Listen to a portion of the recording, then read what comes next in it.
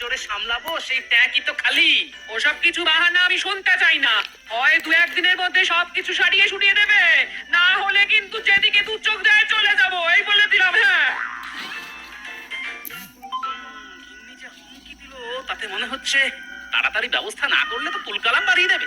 কিন্তু কম পয়সা মজুরি দিয়ে কাকে দিয়ে করাই এখন? ধুর, মাথায় যে কিছুই আসছে না।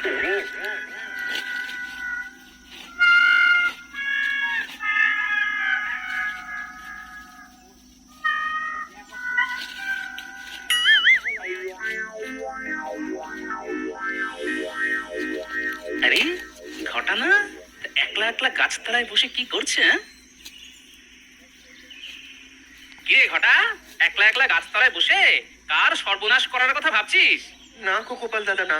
এতদিন যার যা সর্বনাশ করেছি, কিন্তু কিন্তু আর না, আর না। বাবা, এ তো ভূতের মুখে রাম নাম। তা হঠাৎ এই পরিবর্তনের কারণটা কি?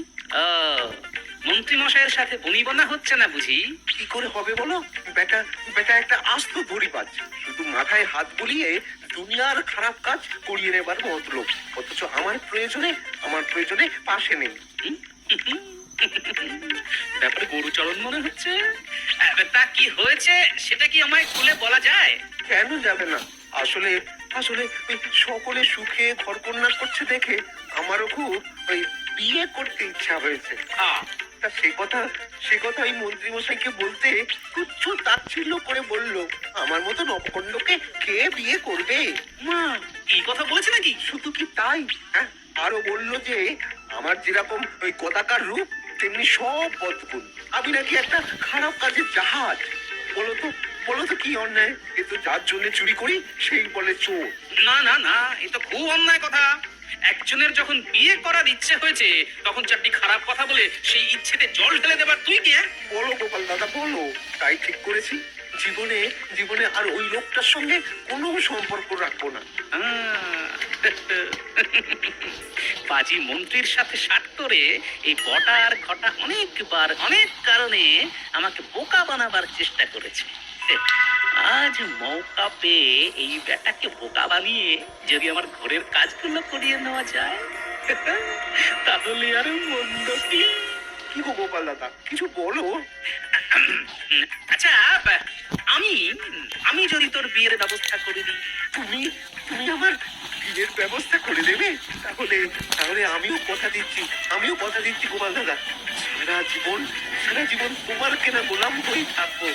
ঠিক আছে, দেখি চেষ্টা করে। তুই বরং কাল একবার আমার সঙ্গে দেখা করিস, কেমন?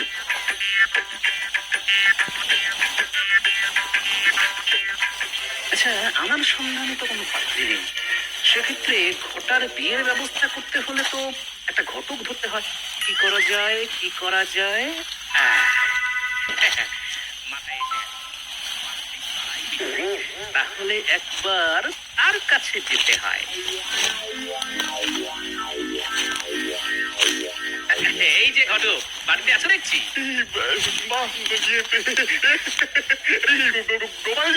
গোপাল, কি ব্যাপার বলতো?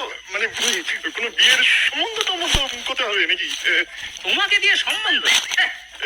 এই কথা বলছো কেন গোপাল? বলবো না? আমার মেয়ের বেলায় কিরকম একটা নেকা বোকা জামাই গলায় ঝুলিয়ে দিয়েছিলে মনে আছে? বিয়ের পরের দিন থেকে এই জামাইকে নিয়ে জ্বলে পুড়ে মরতে হচ্ছে। ডাক করে না, শুনে আমার ডাক করে না। এতদিন বাদে সে কথা তুলে আর কি লাভ বলে তো গোপাল? আরে তুলবো না? মেয়ের বিয়ের খটকাইয়ের জন্য কট করে 20 টাকা দিয়েছিলাম।